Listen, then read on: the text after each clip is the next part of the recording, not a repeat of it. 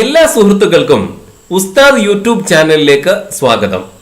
ഇന്ന് നമ്മൾ ചർച്ച ചെയ്യുന്നത് 2019 ഫെബ്രുവരിയിൽ നടന്ന കേറ്റഡ് പരീക്ഷയുടെ കാറ്റഗറി 2 എക്സാമിലെ പാർട്ട് 1 സൈക്കോളജിയാണ്. വിഷയത്തിലേക്ക് പ്രവേശിക്കുന്നതിന് മുമ്പ് ഒരിക്കൽ കൂടി സൂചിപ്പിക്കട്ടെ, നിങ്ങൾ ഇതുവരെ ഈ ഉസ്താദ് യൂട്യൂബ് ചാനൽ സബ്സ്ക്രൈബ് ചെയ്തിട്ടില്ല എങ്കിൽ താഴെ കാണുന്ന സബ്സ്ക്രൈബ് എന്ന ബട്ടൺ ക്ലിക്ക് ചെയ്യുക. തൊട്ടടുത്ത് കാണുന്ന ബെൽ ബട്ടൺ കൂടി മറക്കാതെ പ്രസ് ചെയ്യുക. എങ്കിൽ മാത്രമേ ഇവിടെ അപ്ലോഡ് ചെയ്യുന്ന വീഡിയോകളെല്ലാം നിങ്ങൾക്ക് നോട്ടിഫിക്കേഷനായി പെട്ടെന്ന് തന്നെ ലഭിക്കുകയുള്ളൂ. 13ാമത്തെ ചോദ്യം. പിയാഷെയുടെ വൈജ്ഞാനിക വികാസ ഘട്ടങ്ങളിൽ കുട്ടി വസ്തുതകളെയും സാഹചര്യങ്ങളെയും അടിസ്ഥാനപ്പെടുത്തി യുക്തിപരമായി ചിന്തിക്കാൻ തുടങ്ങുന്നത് ഏത് ഘട്ടത്തിലാണ്? പിയാഷെയുടെ വൈജ്ഞാനിക വികാസ ഘട്ടങ്ങളിൽ കുട്ടി വസ്തുതകളെയും സാഹചര്യങ്ങളെയും അടിസ്ഥാനപ്പെടുത്തി യുക്തിപരമായി ചിന്തിക്കാൻ തുടങ്ങുന്നത് ഏത് ഘട്ടത്തിലാണ്? The stage of cognitive development according to പിയാഷെ to which a child displays organised logical thinking is A. ഇന്ദ്രിയ ചാലക ഘട്ടം സെൻസറി മോട്ടോർ സ്റ്റേജ്, ബി. പ്രാഗ് മനോവ്യാപാര ഘട്ടം പ്രീ ഓപ്പറേഷണൽ സ്റ്റേജ്, സി. ഔപചാരിക മനോവ്യാപാര ഘട്ടം ഫോർമൽ ഓപ്പറേഷണൽ സ്റ്റേജ്, ഡി. മൂർത്ത മനോവ്യാപാര ഘട്ടം കോൺക്രീറ്റ് ഓപ്പറേഷണൽ സ്റ്റേജ്. ഡി ആണ് ഉത്തരം, മൂർത്ത മനോവ്യാപാര ഘട്ടം അഥവാ കോൺക്രീറ്റ് ഓപ്പറേഷണൽ സ്റ്റേജ്. ഇപ്പോ ഈ പറയുന്ന ഓപ്ഷനുകളൊന്നും ഒരുപക്ഷെ പലർക്കും മനസ്സിലായിട്ടുണ്ടാവില്ല. സെൻസറി മോട്ടോർ സ്റ്റേജ് എന്നാൽ, അതുപോലെ പ്രീ ഓപ്പറേഷണൽ സ്റ്റേജ്, ഇതൊക്കെ എന്താണ് എന്ന് പലർക്കും മനസ്സിലായിട്ടുണ്ടാവില്ല. അത് മനസ്സിലാവണമെങ്കിൽ പിയാഷെയുടെ വൈജ്ഞാനിക വികാസ ഘട്ടങ്ങളെ കുറിച്ച് മനസ്സിലാക്കേണ്ടതുണ്ട്. അതിലെ ഓരോ ഘട്ടങ്ങളും അദ്ദേഹം എങ്ങനെയാണ് വിശദീകരിച്ചത് എന്ന് മനസ്സിലാക്കേണ്ടതുണ്ട്. നമുക്ക് ആ ഭാഗങ്ങളൊക്കെ ഒന്ന് ലളിതമായിട്ട് പരിശോധിക്കാം. ഇനി നമുക്ക് പിയാഷെയുടെ വൈജ്ഞാനിക വികസന ഘട്ടങ്ങൾ ഏതൊക്കെയാണ് എന്ന് പരിശോധിക്കാം. പിയാഷെയുടെ അഭിപ്രായത്തിൽ അല്ലെങ്കിൽ അദ്ദേഹത്തിന്റെ ഗവേഷണങ്ങളുടെ അടിസ്ഥാനത്തിൽ അദ്ദേഹം എത്തിച്ചേർന്നിട്ടുള്ള വൈജ്ഞാനിക വികസന ഘട്ടങ്ങൾ ഏതൊക്കെയാണ് എന്ന് നമുക്ക് പരിശോധിക്കാം. ഇവിടെ ഈ ചർച്ച ആരംഭിക്കുമ്പോൾ നമ്മൾ മനസ്സിലാക്കേണ്ടുന്ന ഒരു പ്രധാനപ്പെട്ട കാര്യം, പിയാഷെയുടെ വീക്ഷണത്തിൽ മനുഷ്യന്റെ വികസനം എന്ന് പറഞ്ഞാൽ എന്താണ് എന്നതാണ്. അദ്ദേഹത്തിന്റെ അഭിപ്രായത്തിൽ മനുഷ്യന്റെ വികസനം എന്നത് ആ വ്യക്തിയും പരിസ്ഥിതിയും തമ്മിൽ അനുസ്യൂതം നടന്നുകൊണ്ടിരിക്കുന്ന വർത്തന പ്രതിവർത്തനങ്ങളുടെ ഫലമായിട്ടാണ് വികസനം ഉണ്ടാവുന്നത്. അഥവാ ഒരു വ്യക്തിയും ആ വ്യക്തിയുടെ പരിസ്ഥിതിയും തമ്മിൽ നിരന്തരമായി നടന്നുകൊണ്ടിരിക്കുന്ന വർത്തന പ്രതിവർത്തനങ്ങളുടെ ഫലമാണ് അദ്ദേഹത്തിന് ആ മനുഷ്യന്റെ വികസനം എന്നാണ് പിയാഷെ പറയുന്നത്. പിയാഷെ ഈ വൈജ്ഞാനിക വികസനത്തെ 5 ഘട്ടങ്ങളായിട്ടാണ് വേർതിരിച്ചിരിക്കുന്നത്. ഒന്ന്, ഐന്ദ്രിക ചാലക ഘട്ടം അഥവാ സെൻസറി മോട്ടോർ സ്റ്റേജ്. രണ്ടാമത്തത് ആശയാധാന പൂർവഘട്ടം പ്രീ കൺസെപ്ച്വൽ സ്റ്റേജ്. 3, ഊഹനഘട്ടം ഇൻഡ്യൂറ്റീവ് സ്റ്റേജ്. 4, വസ്തുനിഷ്ഠ മനോവ്യാപാര ഘട്ടം കോൺക്രീറ്റ് ഓപ്പറേഷണൽ സ്റ്റേജ്. 5, ഔപചാരിക മനോവ്യാപാര ഘട്ടം ഫോർമൽ ഓപ്പറേഷണൽ സ്റ്റേജ്. ഇങ്ങനെ 5 സ്റ്റേജുകളാണ് വൈജ്ഞാനിക വികസനത്തിനുള്ളത് എന്നാണ് ജീൻ പിയാഷെ പറയുന്നത്. ഇതിൽ അദ്ദേഹത്തിന് ചില ഘട്ടങ്ങൾക്ക് മൊത്തത്തിൽ അദ്ദേഹം മറ്റൊരു പേര് നൽകുകയുണ്ടായി. അതായത് ഇതിൽ 2ഉം 3ഉം ഘട്ടങ്ങൾ അഥവാ ആശയാധാന പൂർവഘട്ടം അഥവാ പ്രീ കൺസെപ്ച്വൽ സ്റ്റേജ്, ഊഹനഘട്ടം അഥവാ ഇൻഡ്യൂറ്റീവ് സ്റ്റേജ്, ഈ 2ഉം 3ഉം ഘട്ടങ്ങളെ സംയുക്തമായി രണ്ടിനെയും കൂടി അദ്ദേഹം പ്രീ ഓപ്പറേഷണൽ സ്റ്റേജ് അഥവാ മനോവ്യാപാര പൂർവഘട്ടം എന്ന് വിളിച്ചു.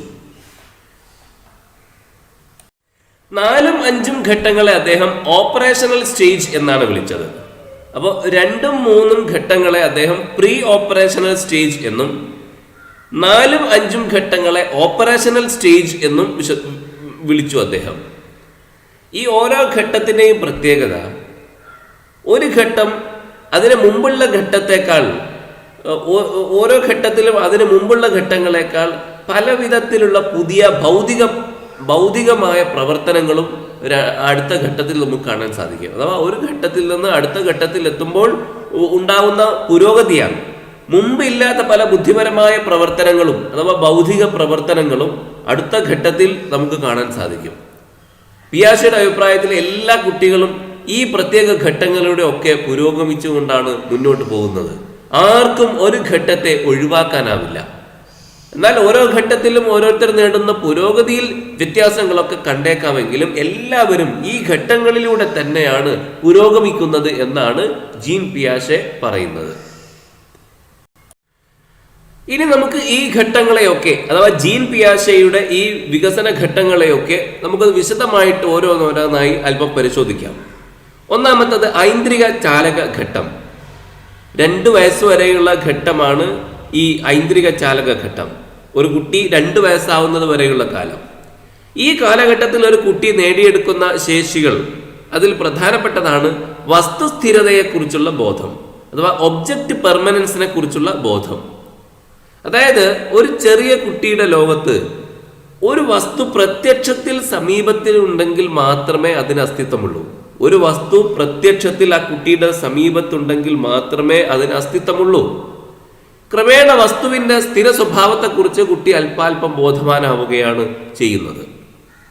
ഈ ഘട്ടത്തിൽ കുട്ടിയുടെ മാനസിക വികസനം ബുദ്ധിയുള്ള ഒരു മൃഗത്തിൻ്റെതിന് തുല്യമാണ് എന്ന് ശാസ്ത്രജ്ഞന്മാരൊക്കെ പറയാറുണ്ട്. സ്വന്തം കൺമുന്നിലുള്ള സാധനം മാത്രമേ ഉള്ളൂ എന്ന ധാരണയാണ്. കൺമുന്നിൽ നിന്ന് ഒരു വസ്തുവിനെ അങ്ങ് മാറ്റിക്കഴിഞ്ഞാൽ പിന്നെ അതിനൊക്കെ ആ വസ്തു ഉണ്ട് എന്ന ബോധം കുട്ടിക്കില്ല. ഒരു കളിപ്പാട്ടം കുട്ടിയുടെ മുന്നിലുള്ളപ്പോൾ കുട്ടിക്ക് അത് കിട്ടാൻ താല്പര്യമുണ്ടാകും. പക്ഷെ ആ കുട്ടിയുടെ കൺമുന്നിൽ നിന്ന് ആ കളിപ്പാട്ടം മാറ്റിക്കഴിഞ്ഞാൽ പിന്നെ അങ്ങനെ ഒരു കളിപ്പാട്ടത്തെക്കുറിച്ചുള്ള ചിന്ത തന്നെ കുട്ടിക്കുണ്ടാവില്ല. അത് ആ പ്രായത്തിലെ ഒരു പ്രത്യേകതയാണ്. 2 വയസ്സോട് കൂടിയിട്ടാണ് ഈ 2 വയസ്സ് പൂർത്തിയാകുമ്പോഴാണ് ഇങ്ങനെ കൺമുന്നിൽ നിന്ന് ഇത് മാറ്റിയാലും അങ്ങനെ ഒരു വസ്തു ഉണ്ട്, വസ്തുസ്ഥിരതയെക്കുറിച്ചുള്ള ബോധം അങ്ങനെയാണ് കുട്ടിയിൽ ഉണ്ടാവുന്നത്. രണ്ടാമത്തെ കാര്യം ഇച്ഛാതീത വ്യവഹാരങ്ങളിൽ നിന്ന് ഉദ്ദേശാധിഷ്ഠിത വ്യവഹാരങ്ങളിലേക്കുള്ള ക്രമമായ പുരോഗതി. നമുക്കറിയാം, ഒരു ശിശു കൈകാലുകളൊക്കെ അനക്കുന്നത് തുടക്കത്തിൽ അനക്കുന്നത് പ്രത്യേകിച്ച് എന്തെങ്കിലും ചെയ്യുന്നതിന് വേണ്ടിയിട്ടൊന്നുമല്ല. കുട്ടി ഈ സ്വന്തം ഇച്ഛപ്രകാരം ഇങ്ങനെ കൈകാലുകൾ ഇങ്ങനെ അനക്കിക്കൊണ്ടിരിക്കുകയുമല്ല. അതിന് പ്രത്യേക ലക്ഷ്യമൊന്നുമില്ല. കൈകളും കാലുകളും സ്ഥിരമായി ഇങ്ങനെ അലക്കിക്കൊണ്ടിരിക്കുന്നതേ അങ്ങനെ നമുക്ക് കാണാൻ സാധിക്കും ചെറിയ കുട്ടികൾ. അത് സ്വന്തം ഇച്ഛപ്രകാരം എന്തെങ്കിലും ഉദ്ദേശത്തോടു കൂടി ചെയ്യുന്നതല്ല. അപ്പൊ തുടക്കത്തിൽ അങ്ങനെയാണ്, ഇച്ഛാതീത വ്യവഹാരങ്ങളാണ്. പിന്നീട് ഉദ്ദേശാധിഷ്ഠിത വ്യവഹാരങ്ങളിലേക്ക്, അതാ മനപ്പുറം ഉദ്ദേശത്തോട് കൂടിയിട്ട് പല കാര്യങ്ങളും ചെയ്യാൻ വേണ്ടിയിട്ട് കൈകാലുകൾ ഇങ്ങനെ അനക്കുകയും ചലിപ്പിക്കുകയും ചെയ്യുന്ന ഒരവസ്ഥയിലേക്ക് കുട്ടി വികസിക്കും, അങ്ങനെ പുരോഗതി നേടും. ഇത് ഈ ആദ്യത്തെ 2 വർഷങ്ങളിൽ ഉണ്ടാകുന്ന മാറ്റങ്ങളാണ്. രണ്ടാമത്തെ ഘട്ടം ആശയാധാന പൂർവഘട്ടം. 2 വയസ്സ് മുതൽ 4 വയസ്സ് വരെയുള്ള കാലഘട്ടമാണ് ഈ ആശയാധാന പൂർവഘട്ടം. ഇതിൻ്റെ പ്രത്യേകത, ഈ കാലഘട്ടത്തിൽ കുട്ടി നേടിയെടുക്കുന്ന പ്രധാനപ്പെട്ട ശേഷിയാണ് പരിസ്ഥിതിയിലുള്ള വസ്തുക്കളെ ബിംബങ്ങൾ കൊണ്ട് പ്രതിനിധാനം ചെയ്യാനുള്ള ശേഷി. അഥവാ മനസ്സിൽ അതിൻ്റെ ഒരു ഇമേജ് തീർക്കുവാൻ. അങ്ങനെ വസ്തുക്കളെ ബിംബം എന്ന് നേരത്തെ നമ്മൾ വിശദീകരിച്ചാണ് എന്താണ് ബിംബങ്ങൾ കൊണ്ട് നമ്മൾ ഉദ്ദേശിക്കുന്നത്. മനസ്സിൽ അതിൻ്റെ ഒരു ഇമേജ് തീർക്കാനുള്ള ശേഷിയാണ് ബിംബങ്ങൾ കൊണ്ട് പ്രതിനിധാനം ചെയ്യുക എന്നതുകൊണ്ട് ഉദ്ദേശിക്കുന്നത്. അപ്പോൾ പരിസ്ഥിതിയിലുള്ള വസ്തുക്കളെ ബിംബങ്ങൾ കൊണ്ട് പ്രതിനിധാനം ചെയ്യാനുള്ള ശേഷി ഈ ഘട്ടത്തിലാണ് ഒരു കുട്ടി നേടിയെടുക്കുന്നത്. ഉദാഹരണമായിട്ട് ഒരു കുപ്പി കാണുമ്പോൾ, പാൽക്കുപ്പി കാണുമ്പോൾ പാലിൻ്റെ ഉറവിടമായിട്ട് അതിനെ കുട്ടി സങ്കല്പിക്കുന്നു. അപ്പോൾ ആ ശേഷി അവിടെ ഈ പ്രായത്തിലെ 2 വയസ്സ് മുതലാണ് കുട്ടിക്ക് ആ ശേഷി ഉണ്ടാവുന്നത്. ഈ ഘട്ടത്തിൽ കുട്ടി ഭാഷയുമായി പരിചയമാവുകയും ബിംബങ്ങൾ ഉപയോഗിച്ചുകൊണ്ട് കളികളിൽ ഏർപ്പെടുകയും ചെയ്യുന്നു. അതായത് ഒരു കുട്ടിയുടെ 3 ചക്രമുള്ള ഒരു സൈക്കിൾ ഉണ്ടെങ്കിൽ ആ സൈക്കിളിനെ ഒരു റേസിംഗ് കാറായിട്ടും ഒക്കെ കുട്ടി സങ്കല്പിക്കും. അതുപോലെ ചെറിയൊരു വടി കയ്യിൽ കിട്ടിയാൽ അത് തോക്കായിട്ട് കുട്ടി സങ്കല്പിക്കും. അതുപോലെ അത് മാത്രമല്ല, കുട്ടിയുടെ സമീപത്തില്ലാത്ത വസ്തുക്കളെ കുറിച്ചൊക്കെ ഈ ഘട്ടത്തിൽ ചിന്തിക്കുവാൻ കുട്ടിക്ക് സാധിക്കും. ഇതാണ് ഈ ആശയാധാന പൂർവ്വഘട്ടത്തിന്റെ പ്രത്യേകത. പരിസ്ഥിതിയിലുള്ള വസ്തുക്കളെ ബിംബങ്ങൾ കൊണ്ട് പ്രതിനിധാനം ചെയ്യാനുള്ള ശേഷി ഈ ഘട്ടത്തിലാണ്, അഥവാ 2 വയസ്സ് മുതൽ 4 വയസ്സ് വരെയുള്ള ഘട്ടത്തിലാണ് കുട്ടി നേടിയെടുക്കുന്നത്.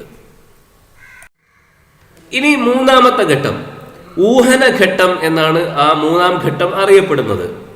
4 വയസ്സ് മുതൽ 7 വയസ്സ് വരെയുള്ള കാലഘട്ടമാണ് ഊഹനഘട്ടം. ഈ ഘട്ടത്തിൽ കുട്ടി നേടിയെടുക്കുന്ന ശേഷി കുട്ടിയുടെ അനുഭവങ്ങളിൽ നിന്ന് രൂപം കൊണ്ട ആശയങ്ങൾ ഉപയോഗിച്ച് ലഘുവായ ബന്ധങ്ങൾ ഊഹിച്ചെടുക്കുന്നു. ഭൂതവർത്തമാന കാലങ്ങളിലെ അനുഭവങ്ങളിൽ നിന്ന്, അഥവാ കുട്ടിയുടെ അനുഭവങ്ങളിൽ നിന്ന് രൂപം കൊണ്ട ആശയങ്ങൾ ഉപയോഗിച്ച് ലഘുവായ ബന്ധങ്ങൾ ഊഹിച്ചെടുക്കുന്നു. അപ്പൊ ലഘുവായ ബന്ധങ്ങളാണ് കുട്ടി ഊഹിച്ചെടുക്കുക. വലിയ ബന്ധങ്ങളൊന്നും ഊഹിച്ചെടുക്കാൻ കഴിയില്ല. അഥവാ ഇവിടെ നമ്മൾ ശ്രദ്ധിക്കേണ്ട ഒരു കാര്യം, കുട്ടിക്ക് ബന്ധങ്ങളൊക്കെ ഊഹിച്ചെടുക്കാനുള്ള ഒരു ശേഷി ഉണ്ടാവുന്നു, പക്ഷെ ലഘുവായ ബന്ധങ്ങൾ ഊഹിച്ചെടുക്കാനുള്ള ശേഷിയാണ് ഉണ്ടാവുന്നത്.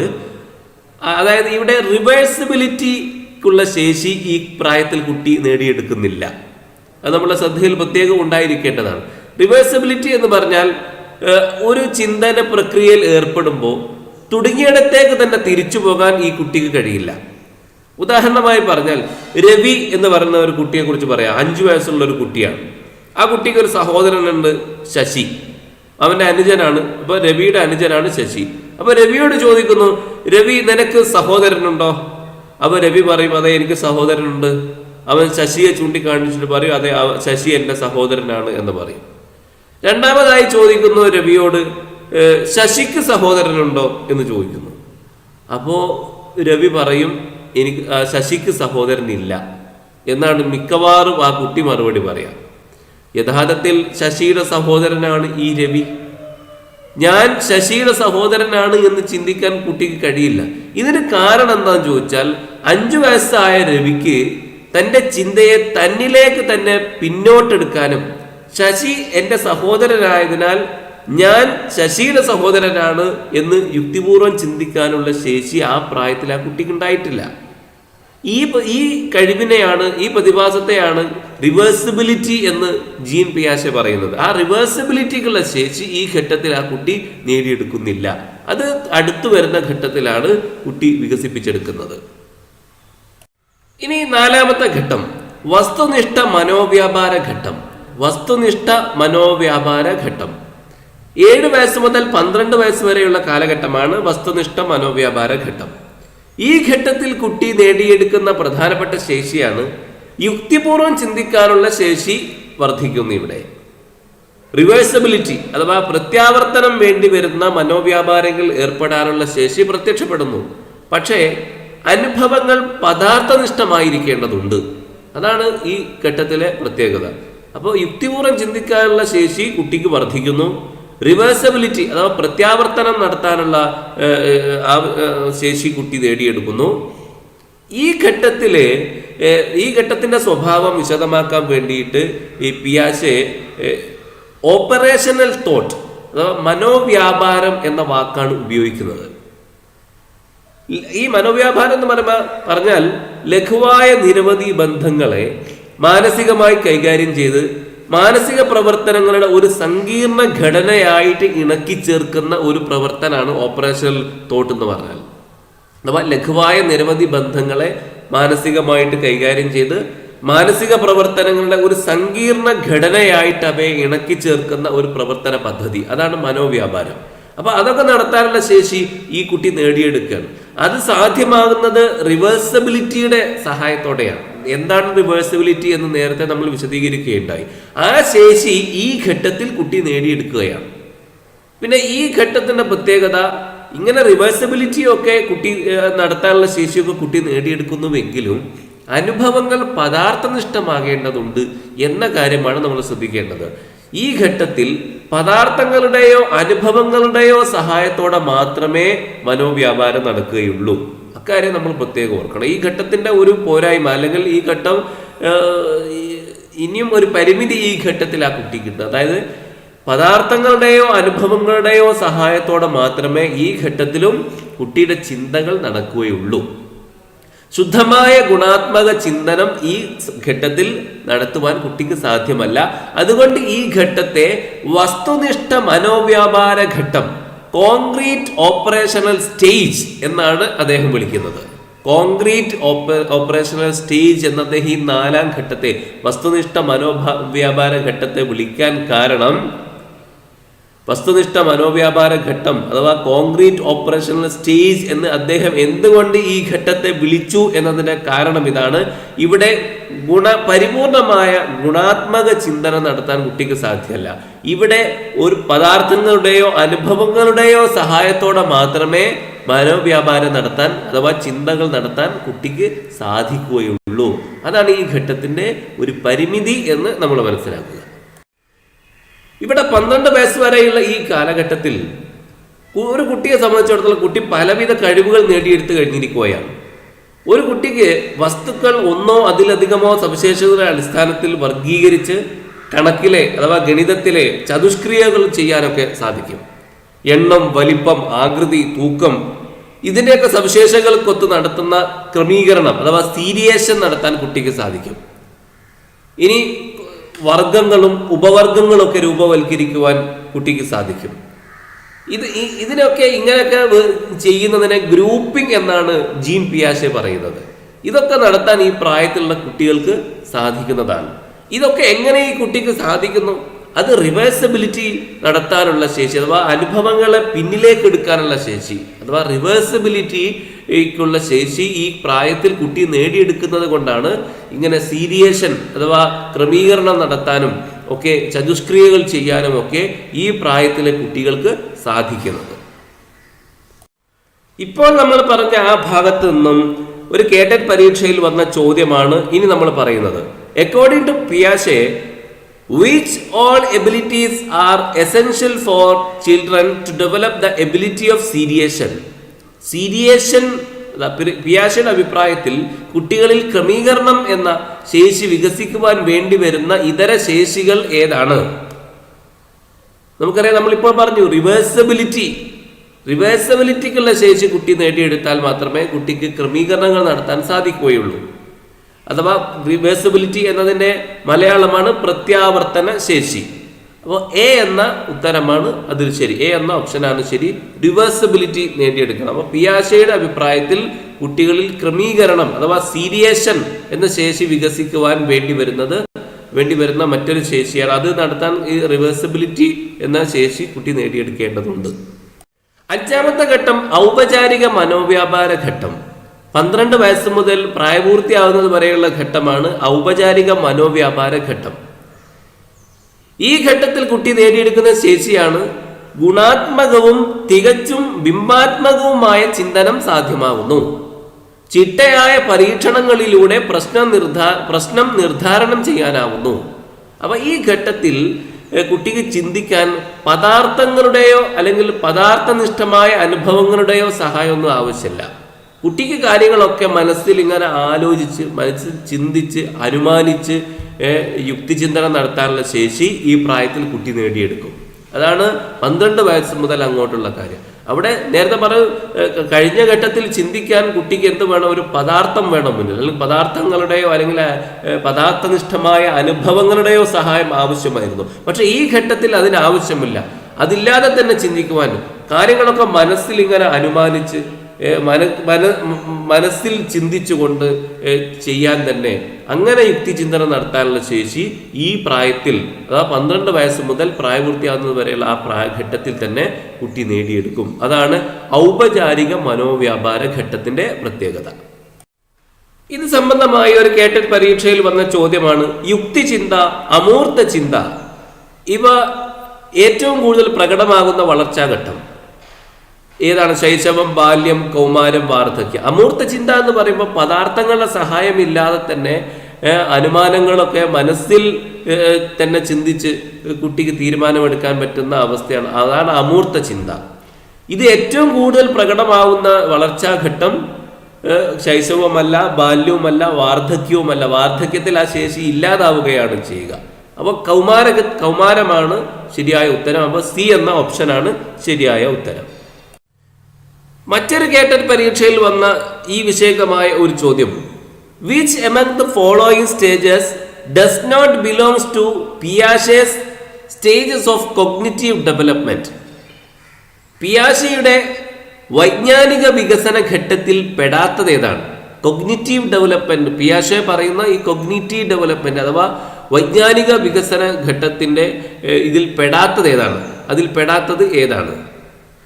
ഒന്ന് സെൻസറി മോട്ടോർ സ്റ്റേജ് അഥവാ ഐന്ദ്രിക ചാലക ഘട്ടം, ശരിയാണ്.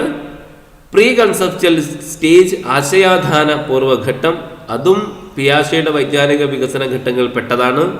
ഇൻഡിറ്റീവ് സ്റ്റേജ് ഊഹനഘട്ടം, അതും അതിൽപ്പെട്ടത് തന്നെയാണ്. പക്ഷേ ഐക്കോണിക് സ്റ്റേജ് ബിംബനഘട്ടം, ഇത് പിയാഷെയുടെ വൈജ്ഞാനിക ഘട്ടത്തിൽ എവിടെയും നമ്മൾ കണ്ടിട്ടില്ല. അങ്ങനെ ബിംബനഘട്ടം എന്ന ഒന്ന് നമ്മൾ ഇതുവരെ പഠിച്ചില്ലല്ലോ.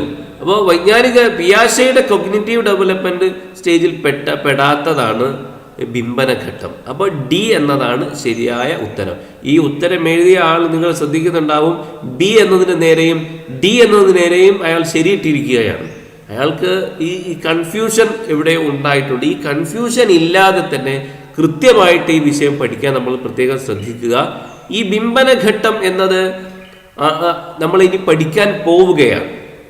ബ്രൂണറുടെ കൊഗ്നിറ്റീവ് ഡെവലപ്മെന്റ് നമ്മൾ പഠിക്കുമ്പോൾ അവിടെയാണ് നമ്മൾ ഈ ഐക്കണിക് സ്റ്റേജ് അഥവാ ബിംബനഘട്ടം കാണുന്നത്. ഇപ്പൊ പിയാഷെയുടേതാണ് നമ്മൾ പഠിച്ചത്. അപ്പോൾ പിയാഷെ ഏതെല്ലാം ഘട്ടങ്ങളുടെ പേരാണ് പറയുന്നത് അത് കൃത്യമായി നമ്മൾ പഠിക്കണം. ഇനി ബ്രൂണറുടേത് പഠിക്കുമ്പോൾ അതിൽ ബിംബനഘട്ടം എന്ന ഒന്നുണ്ട്. രണ്ടും കൂടി കലർന്നു പോവാതിരിക്കാൻ പ്രത്യേകമായി നമ്മൾ ശ്രദ്ധിക്കുക. അപ്പോൾ ഡി ആണ് ഓപ്ഷൻ ഡി, ബിംബനഘട്ടം അഥവാ ഐക്കണിക് സ്റ്റേജ് എന്ന അവസാനത്തെ ഓപ്ഷനാണ് ഈ ചോദ്യത്തിന്റെ ശരിയായ ഉത്തരം. 14ാമത്തെ ചോദ്യം, അന്ന ശിക്ഷ കിട്ടുമെന്ന് ഭയന്ന് ടീച്ചറെ അനുസരിക്കുന്നു.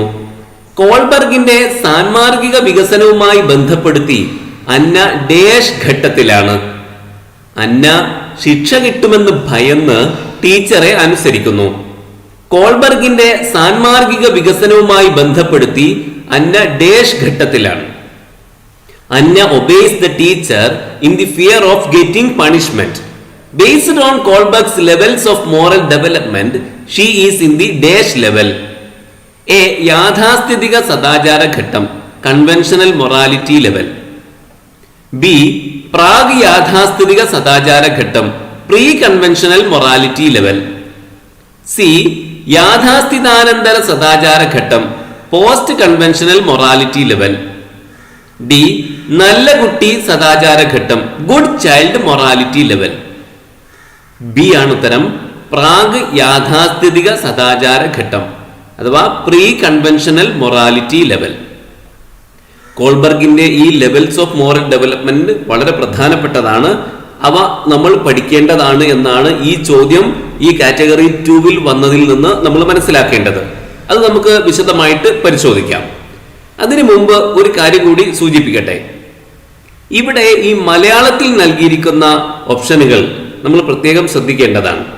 ചില മലയാള പുസ്തകങ്ങളിൽ ഈ ഇംഗ്ലീഷിൽ നൽകിയ ഈ പദങ്ങൾക്ക് ഈ മലയാളമല്ല നൽകിയിരിക്കുന്നത്.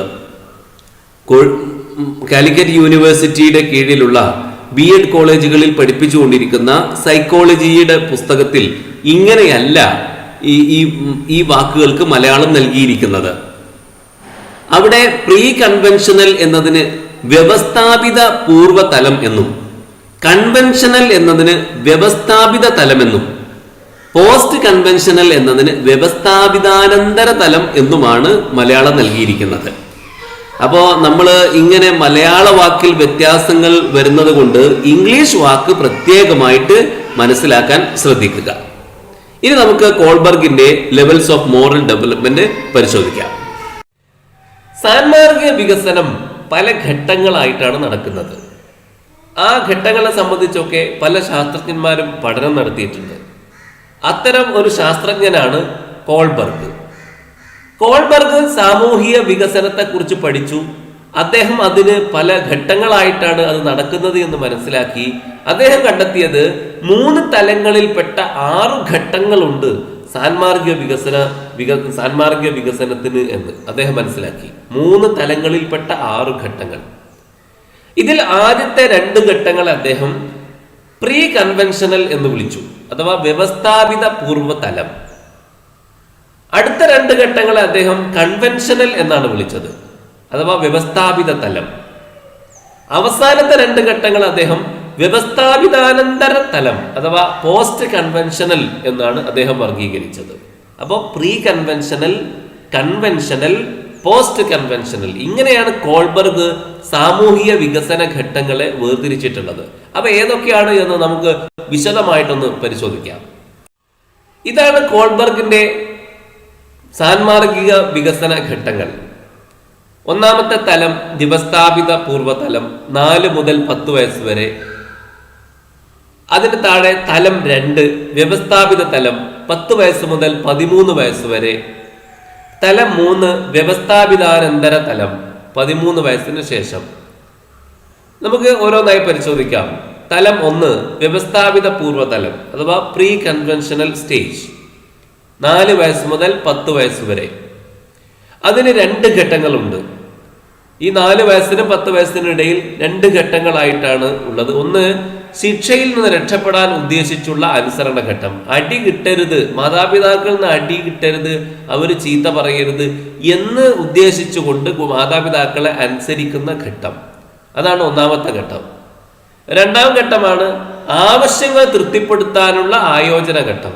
കുട്ടികളുടെ ആവശ്യങ്ങളുണ്ട്, അത് നേടിയെടുക്കാൻ വേണ്ടിയിട്ടുള്ള താല്പര്യത്തോടു കൂടി മാതാപിതാക്കളെയൊക്കെ അനുസരിക്കുന്ന ഘട്ടം. അതാണ് 2ാം ഘട്ടം.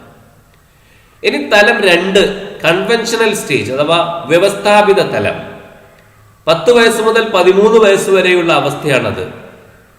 അതിൽ ഒരു ഘട്ടം സംഘമാനദണ്ഡങ്ങളോട് ആയോജനം പുലർത്തുന്ന ഘട്ടം. അഥവാ അവർക്കൊരു ഗ്യാങ് ഉണ്ടാകും, ആ ഗ്യാങ്ങിന്റെ മാനദണ്ഡങ്ങളോടൊക്കെ യോജിച്ചു പോകുന്ന ഘട്ടം. ഘട്ടം 4 സാമൂഹിക നിയമങ്ങളോട് ആയോജനം പുലർത്തുന്ന ഘട്ടം. സാമൂഹിക നിയമങ്ങളൊക്കെ അനുസരിക്കുന്ന ഘട്ടമാണ് ഘട്ടം 4. ഇനി 3ാമത്തെ തലം വ്യവസ്ഥാപിതാനന്തര തലം, 13 വയസ്സിന് ശേഷമാണ് ഈ പോസ്റ്റ് കൺവെൻഷനൽ സ്റ്റേജ് എന്ന് പറയുന്നത്. അതിലെ പ്രത്യേകത എന്താണ്? ഘട്ടം 5 നോക്കാം. അതിൽ തലം 3-ൽ 2 ഘട്ടങ്ങൾ, 5, 6 എന്നീ 2 ഘട്ടങ്ങളുണ്ട്. ഘട്ടം 5-ൽ ജനായത്ത രീതിയിൽ അംഗീകരിക്കപ്പെട്ട നിയമങ്ങളുമായും സന്മാർഗ മാതൃകകളുമായും ആയോജനം പുലർത്തുന്ന ഘട്ടം. അപ്പോൾ ജനായത്ത രീതിയിൽ അംഗീകരിക്കപ്പെട്ട നിയമങ്ങളൊക്കെ കുട്ടി അംഗീകരിക്കുന്ന ഘട്ടമാണ് 13 വയസ്സിന് ശേഷമുള്ള ആദ്യ ഘട്ടം. ഘട്ടം 6 സാർവലൗകികമായ സാൻമാർഗിക സിദ്ധാന്തങ്ങളുമായി ആയോജനം പുലർത്തുന്ന ഘട്ടം. എന്ന് പറഞ്ഞാൽ യൂണിവേഴ്സൽ ആയിട്ടുള്ള മോറൽ സിദ്ധാന്തങ്ങളുമായിട്ട് കുട്ടി പരിപൂർണമായിട്ട് യോജിച്ചു പോകുന്ന ഘട്ടം. അതാണ് 6ാമത്തെ ഘട്ടം.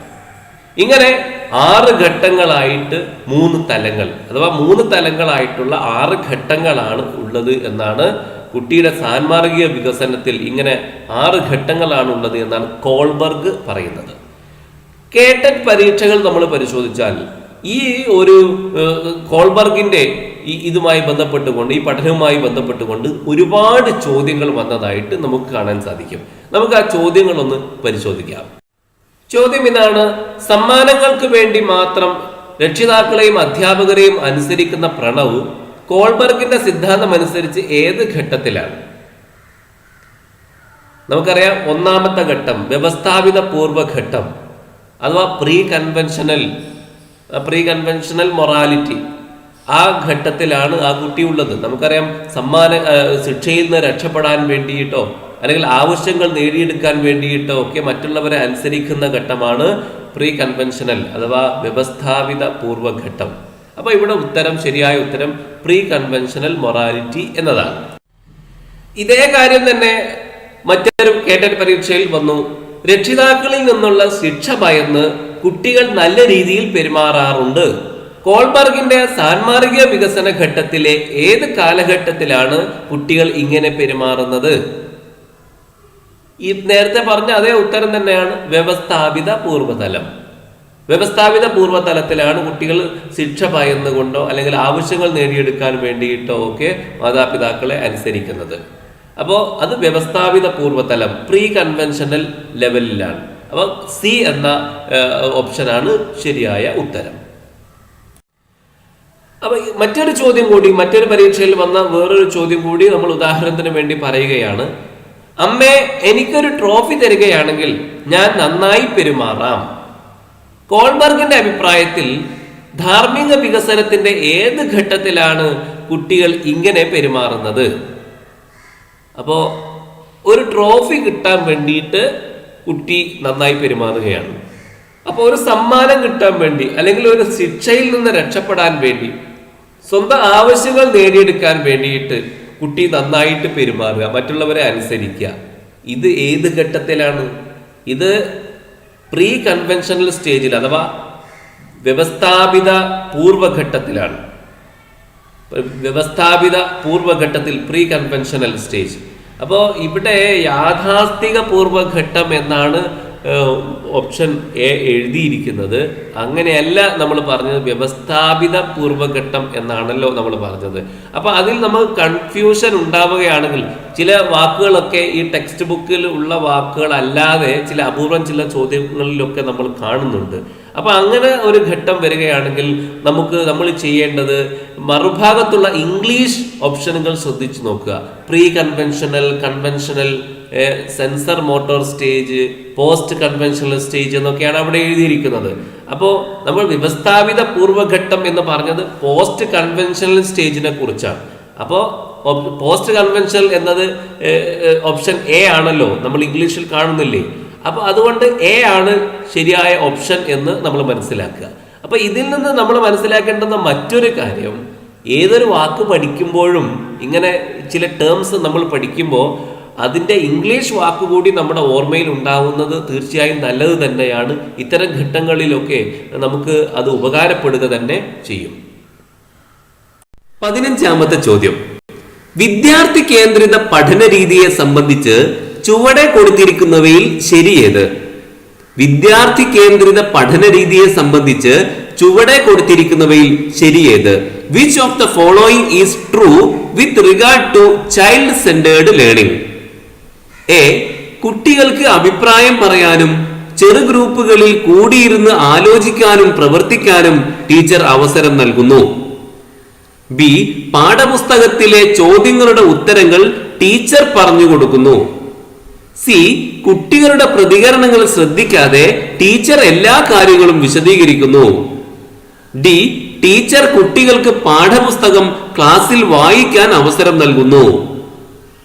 ഇതിൽ വിദ്യാർത്ഥി കേന്ദ്രിത പഠന രീതിയെ സംബന്ധിച്ച് ശരിയായത് ഏതാണ് എന്നാണ് പറയേണ്ടത്. ഇതിൽ എ മാത്രമാണ് ശരി. കുട്ടികൾക്ക് അഭിപ്രായം പറയാനും ചെറു ഗ്രൂപ്പുകളിൽ കൂടിയിരുന്ന് ആലോചിക്കാനും പ്രവർത്തിക്കാനും ടീച്ചർ അവസരം നൽകുന്നു. അത് ഒരു വിദ്യാർത്ഥി കേന്ദ്രിത പഠന രീതിയുടെ സ്വഭാവമാണ്.